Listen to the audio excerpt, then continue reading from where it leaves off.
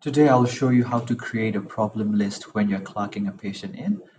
When you're clocking a patient in, you usually use the clinician workflow, and on here you can find the problem list. So this man has been admitted with a triple A, so choose this visit and put in triple A. And he's got an AKI as well, so if you put an AKI, and he has a history of hypertension, so for history you can put in chronic and put HTN. Get an NSTEMI back in 2014, and he had a history of alcohol abuse as well. And you can edit how you want each diagnosis to look like. So you can click on NSTEMI if you click modify, and if you want it to look like this, for example, if you put 2014, 3 stents in place, click OK, it will appear like this.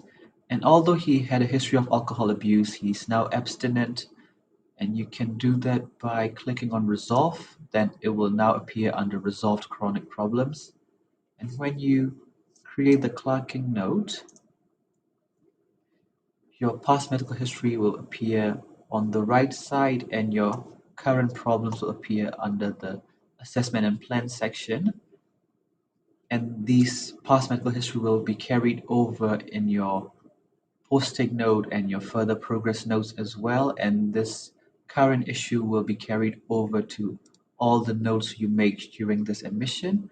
And when you create a discharge summary as well, your current diagnoses will appear under the summary section. I hope this video gave you an idea of how to create a problem list when you clock a patient in. Thank you very much.